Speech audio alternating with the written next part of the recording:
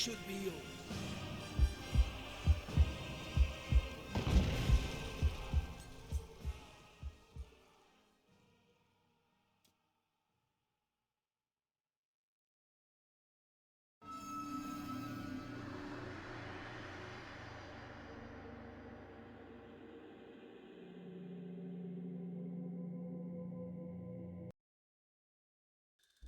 Childhood memories. Aren't they great? Nostalgia is a great thing, I think. Sure, some people say that nostalgia is just like grief for the past or something, but I think it's more nuanced than that. Ignoring the wider psychological or whatever other implications of that, I think something that we can all agree on is that nostalgia often blinds us to the quality or experience of something that we experienced in the past. And for video games, I think this blindness is increased tenfold. There is just something about video games that makes us put on these blinders on and warp our view of what those video games actually were when we were kids. When it comes to video games, if the experience of playing that game was mostly positive, I think it was very easy to forget all the bad stuff that that game also had. And that's what I'm trying to figure out today. I'm trying to figure out if Call of Duty World at War is this great game that I remember from my childhood, or if I'm just being blinded by nostalgia and it's not very different from any modern Call of Duty, which I don't really like that much.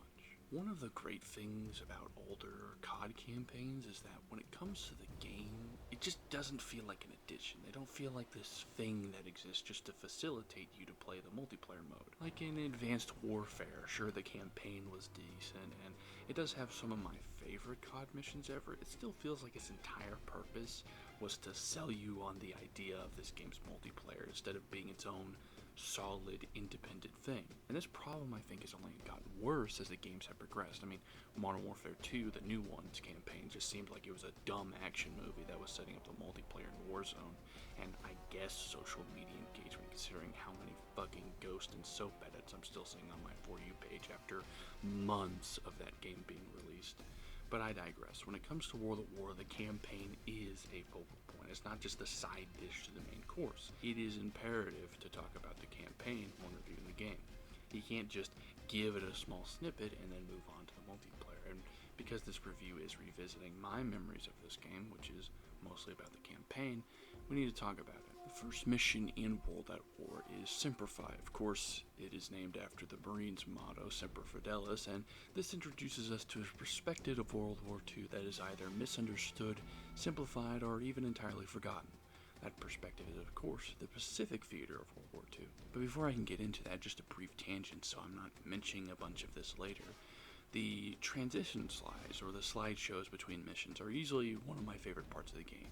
Not only do they do a great job of setting us up to what's about to happen, I think they also do a good job of giving us context as well. But what these slides do best for me is that, for one thing, they show that while yes, this is a game, it is fictional, the events they portray aren't necessarily. This game is essentially a retelling of semi-real events and mixed of completely fictional ones. Of course, it's not really historically accurate. For example, there were a total of 9 Marines captured during the battle who were later executed, but not on Makin Island, and they were not part of one group. The whole evacuation from the island, in fact, was not at all as smooth an exit that was sort of portrayed in the game, and I think the biggest thing that could be mentioned is that there were airplanes involved in this battle, which we don't see at all during the mission.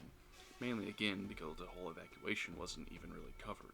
More than that, smaller things like FDR's son, James, was involved during the raid, and the Marines nearly surrendered during the battle, and the only reason half of them weren't captured is because the Japanese messenger going back to them got killed. But that's okay, because World at War is not trying to be a historically accurate game. It's a game that is trying to tell you a message, while at the same time trying to fit this message into Call of Duty's very narrow campaign scope, which, as we have seen time and time again with Call of Duty, isn't exactly easy, or at the very least, the majority of the devs aren't very good at it.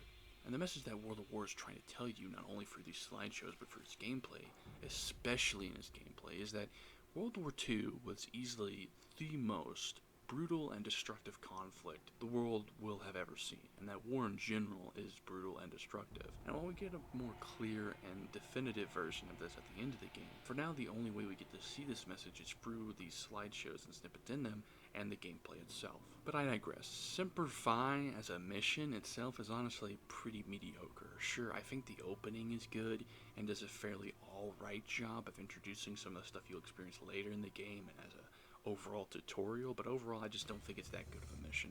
There isn't really any cover or like interesting mechanics to play around with in the mission itself.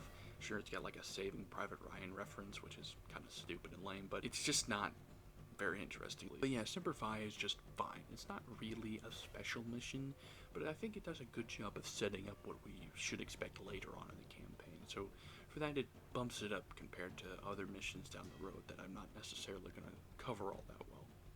Also, story-wise, I think it is again serviceable. It introduces us to the setting and the characters we'll see later on, like Roebuck, Sullivan, who's totally going to live for a long time, and of course the GOAT private, later Sergeant Rooker, the best radio man in COD history. Oh, and I guess Miller as well, who, by the way, is probably also in Black Ops 1. Probably one of the only protagonists in multiple COD games outside of, like, Price, who hasn't died during a campaign, so good for him, I guess. But yeah, not much more to say about this mission, so let's move on to the next mission, Little Resistance. Little Resistance names comes from the fact that, well, when the Marines landed on Peleliu, there was supposed to be little resistance to the landings, although as we see in the game, this mission starts out brutal and it ends pretty brutal as well. We start in a landing ship heading to the landing zone, and as the cinematic scene plays out and the music swells, we get stuck in the coral, or the very obvious rocks in front of the ship, I guess, and then, well, as it usually goes in these missions, shit gets really scary really quick, as the only reason that we survive is because of, well, plot armor. We get pulled out of the water, call in an airstrike, witness the aftermath of said airstrike, and get ambushed. Then we're tasked with taking the fortifications ahead of the beach to secure a foothold on the island, which we are able to successfully take, and while taking it, destroy 2 tanks along the way. But at the end of the mission, Sullivan is killed by a Japanese officer with a katana, and the mission ends. Oh, and Polanski was there, I guess. Overall, I think this mission is basically just a more polished and superior version to the previously mentioned Semper Fi. The map is again fairly straightforward like Semper Fi, and it kind of suffers a bit from Semper Fi's problem of a lack of cover and odd angles that get you killed that unfortunately seem to infest this game all throughout. But it is an improvement. For one thing, you can actually see what is happening on your screen because it's daytime, which cannot be said for a lot of missions in this game or even the multiplayer. But more than that, it's just a lot more satisfying to play through and complete. And again, what this mission and really all the first 3 American missions do in total is that it doesn't really portray the Japanese as just a bunch of peasants with rifles in the jungle or as this ultra-honorable foe, on the other hand. Because the reality is that the Japanese were tough. They were scary, determined, deceitful, and fanatical defenders, but they weren't crazy or stupid. Arrogant, sure, but these were not people to be brushed aside easily by American and Allied might or whatever. Most people view the Pacific Theater as Pearl Harbor, maybe Midway and Okinawa in the middle, but let's be real here, mainly just Pearl Harbor and then the bombs. The Japanese were not pushovers. They were a dangerous enemy that was just as, if not better than Germany. And hell, they were better than Germany because mainland Japan didn't even get invaded. The Japanese were not stupid or easy, and I think the game does a good job of betraying that. But let's move on briefly to the next mission, Hard Landing. Now, I want to go over this mission briefly because, for one thing, it's not all that different from the other missions, but also, again, it's just a more improved version. The mission is fairly straightforward like the other ones. You capture an airfield to stop it from shooting down your planes. It's not that complicated, but from a gameplay perspective and level design perspective, it's just as much more well-defined and superior experience to the previous missions. And if I could take a slice of this game and have someone play it for the first time, I think this mission would be it. It's just unequivocally solid and really sells you on the game. Listen, as much as I've made jokes in this video, when all this next mission is literally from a movie, Enemy at the Gates, when it comes to the Soviet side of this game, I'm really happy that there isn't this whole bullshit that infects all throughout the internet nowadays. You know, well, actually, the Nazis in Germany were more complicated than the woke mainstream media will tell you. Like, no, they weren't. They're Nazis. And look, I get it, yeah. There were a lot of complicated people fighting for Germany at the time, and there were a lot of complicated Nazis who weren't just mustache-twirling villains. But at the end of the day, they were all complicit in the slaughter. But more than that, this game doesn't make the mistake that a lot of media does of portraying the Nazis as what they thought of themselves. They were not these honorable, heroic Teutonic knights whose bravery and skill were what caused them to get to the gates of Moscow. They were cowards, executed the wounded and dying in fountains, and they were monsters who ruined the lives and cultures and societies for millions of people.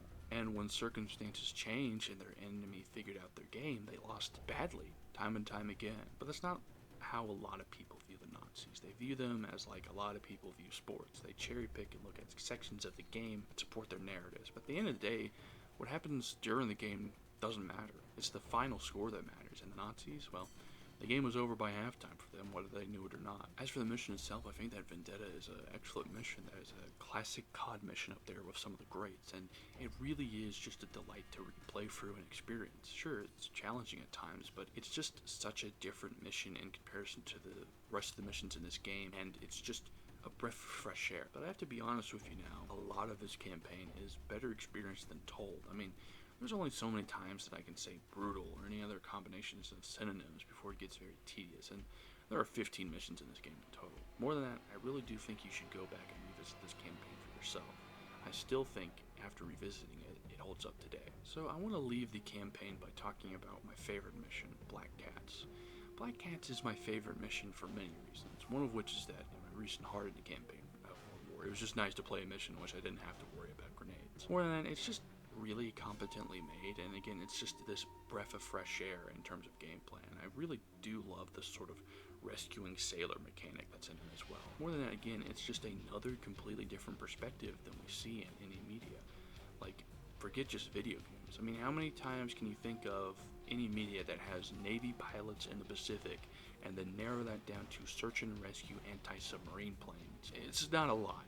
It's a perspective that often isn't explored, and the plane itself used in this mission is fascinating as hell, and it's definitely something that you should look up. More than that, what this mission portrays is something that I think is really important. When it comes down to teaching history, I think we really focus too much on dates, and dates in which important things happen far too often. I mean, it's commonplace in American schools at all levels to make a timeline often of the unit you're covering, and then have that timeline basically be the basis for your next quiz or test, as if the dates when events happen were more important than the events themselves. Because of this, I think we get a really warped view of time, because when it comes to 1945, that's the year the war ended, and because the war ended in 1945, there's a belief that the fighting stopped, or was lesser than. The reality is, that just isn't the case. If anything, the fighting was more intense and horrific than it ever had been. And not just on the American fronts. The Soviets lost 2,000 tanks in Berlin. Like, there was 10,000 Chinese people dying bare minimum every month. And in this battle, the Battle of Okinawa, let's just look and see how many ships the Japanese sunk or damaged. Just look at this list of all these ships that were damaged or sunk. 5,000 people on the Allied side in total died on the sea in this battle. 1945 was not the beginning of the end. If anything, it was ramping up for more conflict. If it wasn't for the Soviets clapping the Japanese in Manchuria and the nukes, war could have ended in what? 46? 47? Hell, even after getting nuked, the Japanese military still didn't want to surrender. The point is that the war wasn't over by 1945. There was still a lot of fighting left to go, and if a couple of events had gone differently and changed slightly, there's a good chance that the war would have lasted longer. That's why I love Black Cats and the perspective it provides. And there are a ton of other missions throughout the campaign that does a really good job of portraying this. That this was a terrible conflict that was brutal to fight through. And again, it's better experienced by yourself. I can't really describe each and every mission. But just to give a brief TLDR of each campaign, both of these campaigns represent, from an American perspective, theaters of the war that we haven't really seen or talk about that much, at least in American media at the time. Obviously, since then, there's been a ton of research into the Eastern Front and the Pacific as part of this more exploration of the different facets of World War II.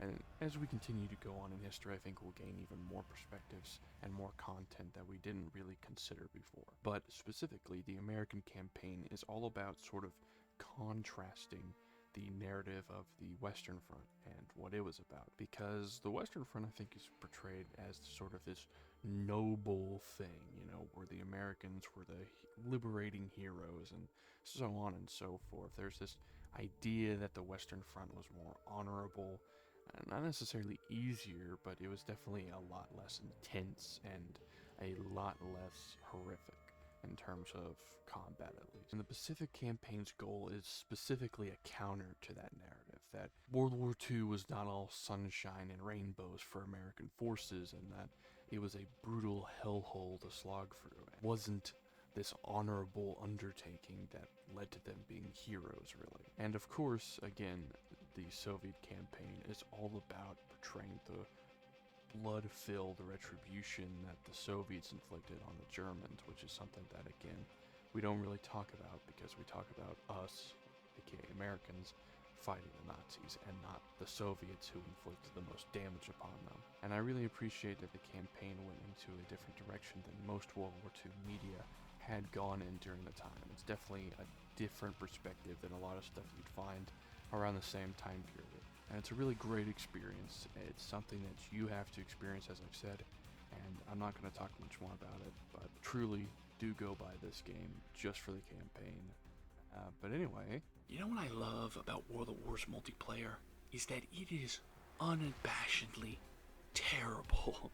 Like, genuinely bad. The maps suck. They're either just asset flips from the campaign, or they're too open or too crowded. Like, it truly makes me miss sort of the 3-lane slogs that are modern COD maps. Also, there just isn't that many of them. And the fact that, in general, the rotation also includes maps that are from map packs that the vast majority of people repicking this game up probably aren't going to have is, like, insane if you think about it. It also doesn't help that all the maps kind of look similar and merge together in my mind. I honestly couldn't tell you which one is which just based on their fairly generic names. So, if you don't remember the names and you don't have the map or something else, I guess you're shit out of luck. I mean, at least there's map voting. Also, they have tanks for some reason, so cool, I guess. The gameplay is also bad. Like, general gunplay is as much based on luck as it is just hope. Like, it's not based on skill at all from my experience. The general connectivity of a match is terrible. I spent as much time migrating hosts in games that crashed, games where the host left, or stuck on the lost connectivity icon as I did actually playing the game. Perks are also the old school cheesy COD perks that most people hate. You know, Last Stand, Jug, Stopping Power, Martyrdom, etc., etc. Perks in this game are, like, also bad. Like, as much as it is said about older CODs and overpowered perks, they just aren't. And there's multiple reasons for that. I think, for one thing, all the guns in this game in particular just aren't very good. And not like, oh, they're all just kind of weak or whatever. No, they suck because they're, like, entirely random. You could easily kill a guy in 5 shots or 40 with the same gun. There's just no consistency here. More than that, because people, believe it or not, when they're getting shot at, move, you're also going to have to move your gun in their direction. Crazy, I know, but it's just the recoil isn't good for any of these guns, and the stopping power isn't either. And the visibility in this game is also terrible, almost like your enemies are wearing camo or something. I know, crazy. So it's really hard to see your enemies on a TV screen, which is what I play on. And as mentioned earlier, the connection and code, whatever you want to call it, is terrible. So gunplay in this game isn't even shoot first win. It's, well, I hope those actually hit my target. Also, if you thought the grenade spam was bad in single player, boy do I have bad news for you. Oh, I also forgot to mention the hackers. Yeah, they're here too, although they aren't nearly as bad as other old games. I guess the new ones too, so just look out for that. They're still here. But you know something, in spite of all that, it's fun. More than that, I would say I had a better time with this game than I did the most recent COD, or really any COD game since, and this is gonna sound crazy, but like COD World War II for me.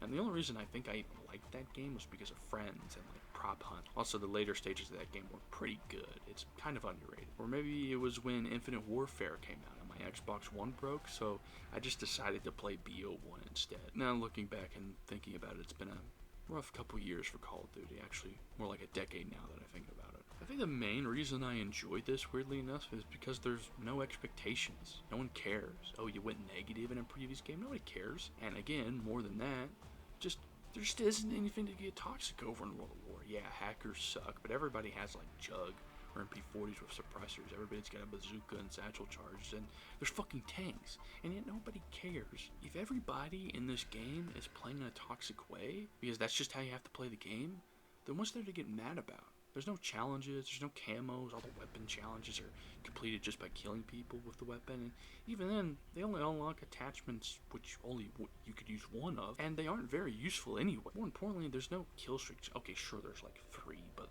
they don't change the game all that much. There's nothing really to get upset about with this game, and I think this is really by design, because World of War is a game that's not designed to pander to you. It's not a game that really panders to anybody. Think about what modern COD is all about.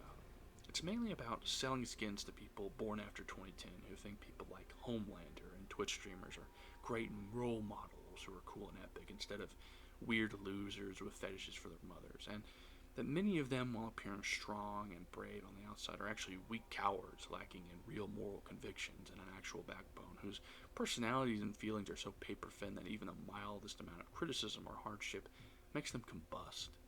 But hey, I'm a YouTuber, bit of a pot and kettle situation. At least I don't have an Oedipus complex. Modern Call of Duty's entire goal is to make a mindless, grindy experience which only results in making a lot of money by selling flashy skins and camos to make the game more palatable. It's not something that is made to be fun, really. More than that, I wouldn't even say it's really made to be a Call of Duty game. I mean, even the multiplayer aspect of COD, which was the golden goose for years, has now basically been abandoned in favor of Warzone because more people play Battle Royales. Which kinda sucks, because Warzone sucks. As a player, I've never really liked Battle Royales. World at War sure wanted you to buy its map packs. The greed of Activision is still present here, but I think the overall goal is different. Because I truly think that the multiplayer was made for two reasons. The first of which is, of course, to make a fun experience that is in line with the rest of the COD franchise and the game itself. I mean, that's evident just in its perks and just the overall system surrounding classes and kill streaks. You can easily identify this as a COD game. It has an identity, keeping in line with the rest of the series. I think the multiplayer is also trying to adhere to the message that the game's campaign has as well. That message is, of course, being that war is brutal. And the reason I think this is because the multiplayer in World at War is uniquely punishing and random that it almost seems intentional. Part of that is, of course, well, the games are old. But more than that, there's just more stuff in multiplayer that adds to this statement that the campaign was trying to make. Bouncing Bettys, gas grenades, waves and waves upon dogs who hunt you down, and more. It all makes this multiplayer experience feel unfair. It feels like you're losing even when you're winning. I've been in multiple lobbies at this point of World at War where the leading teammate is barely better than me. I mean, as much as people complain nowadays about skill-based matchmaking and how it seems that Activision wants everyone to have one KD or whatever, I have seen maybe a total of like maybe 20 matches where a singular other person or myself has gone above a 2 KD. This multiplayer experience is punishing in a way that I've never experienced in another COD game. And the main reason for this is because this game's multiplayer is trying to adhere to the same message which the campaign did. The game is trying to be cohesive. And it's this cohesive message of that war is not fair. Oh, a random artillery shell hits you, but not your teammate. You couldn't control your gun's recoil because you got shot. You didn't see your enemy and they killed you. You stepped on a bouncing Betty and you got your legs blown off. A tank showed up out of nowhere and blew you up. People are dropping grenades when they die, and some people take longer to kill than others. There's fire all over the place, and there's bloodthirsty dogs at every corner. And no matter how hard you try, you can't hide from the enemy. A grenade killed 2 people in front of you, and a guy sitting in a building killed half your team. You begin to lose all hope, and you start to lose faith that you can't actually win this thing. Guess what? That's what war's like. It's not fair or balanced. There is no equity or equality here. It is blatantly unfair, unjust, and cruel to agree that almost nothing else is. That's what World at War's multiplayer is trying to portray, this immersive experience, because in comparison to the other COD games, it is blatantly unfair, unjust, and cruel to a degree that almost no other multiplayer is. World at War was still trying to be what COD was, which, while yes, it was this casual arcade experience, it was still trying to be this immersive simulation of war. It's not trying to be a shitty Fortnite or PUBG. It's not trying to be something that it isn't. There is something that I forgot to mention. That's right, Chernov. You see, Chernov is actually very important. Oh, hold on. I meant to say Nazi zombies. That's what I meant to say, of course. Listen, when it comes to zombies or really any sort of wave survival game mode in its similar vein, it just isn't for me. These sort of games aren't something that I really enjoy, because this video is mainly about me re-exploring the aspects of what I remember about this game and re-exploring those things. I don't think it would be fair to include something that I didn't really experience that much, which is zombies. What I will say is that for what it is, I think it is slightly scarier and more of a horror game than the later editions of zombies, but I haven't really played those, so I could be entirely wrong. And also, that's maybe not something that the fans want back anyway, so who cares, right? Anyway, seriously, back to Chernov, because there were certain aspects of the single player that I intentionally neglected to mention because it's better off here in the ending. See, it's very easy to dismiss Chernov as either this very naive guy at best and a Nazi apologist at worst, but I fundamentally think that either view is not a full picture of him. Because, yes, he does advocate for the lives of these Germans throughout the game, and does seem to be far less experienced and rather naive in comparison to Reznov's cold-blooded retribution, but My view of Chernov changed from back when I was a kid because I agreed with Reznov when I was a kid. These are Nazis and they have literally killed millions of your people. They don't show mercy to anybody. Why should I show any modicum of empathy towards them? However, while I was looking through the Conpedia page on Vendetta, I saw something that really shifted my view of him as the campaign as a whole, because there is a choice in Vendetta, interestingly enough, that affects Chernov's opinion. If you choose to help your comrades and reveal your position during this mission, Chernov likes that. But if you don't, and you stay hidden, he disapproves. And this completely changed my opinion of him. Because Chernov is not advocating for you to not kill Nazis. He's asking you not to become just like them. Because the Nazis totally would have and did abandon their comrades all the time for some arbitrary objective or their own selfish glory. The Nazis would execute prisoners and dying wounded soldiers. They would relish in the suffering of their conquered victims and laugh at their misery. They did this because they convinced themselves that they were superior, and that their superiority meant that they were owed everything, and that these people, these Jews and Slavs and the gays or whomever else they needed to justify killing, were in the way of getting what they were owed and deserved, and were also responsible for the hardships they had faced. But Chernov is not asking you to spare these evil, delusional fools.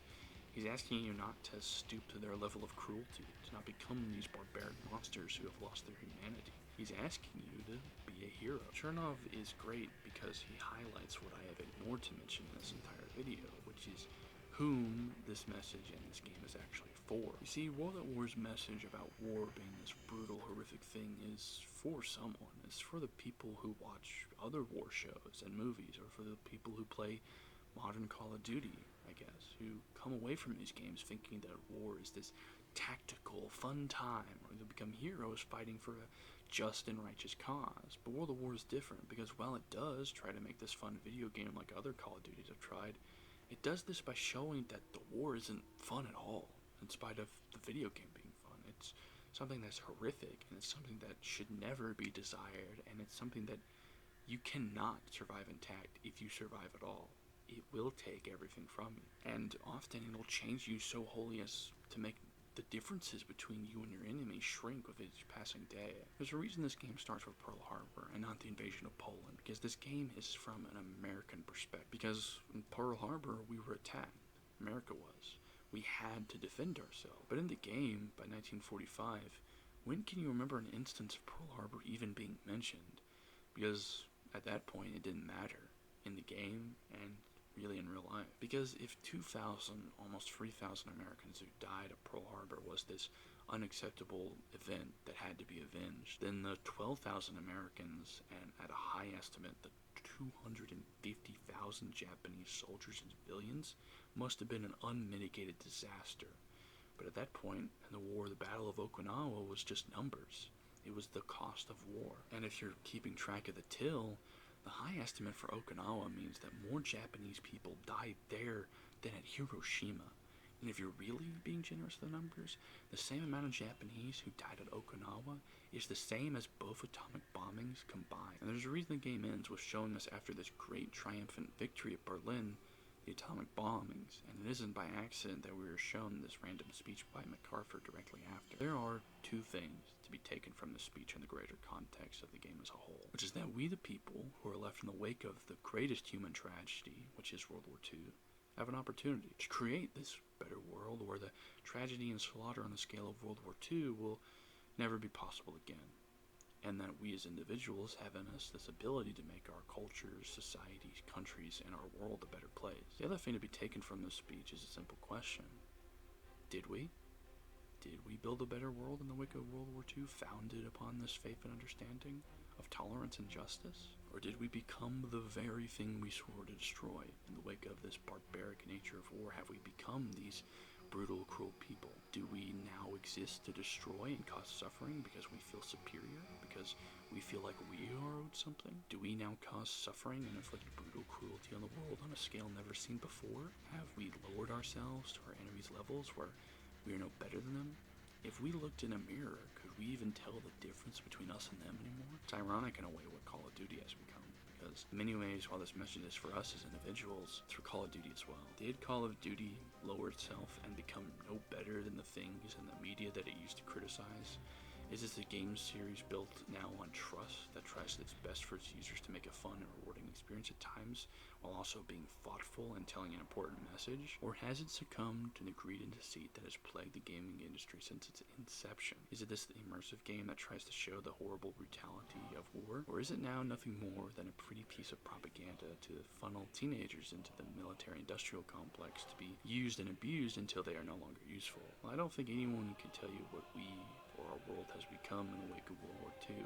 I think we can all agree what Call of Duty has become in the wake of World at War. Thank you for watching this video. I had a lot of fun revisiting World at War, and I think it's still a game that holds up today. Yeah, it's a bit janky, and while they did fix all the old servers for all their Call of Duty games, World at War still doesn't really work all that well, but it is definitely a game that you should try and experience for yourself. Again, thank you for watching. I hope you enjoyed. If you could like, comment, and subscribe, I would really appreciate it. Anyway, thanks. I've been Gerbil. See you next time.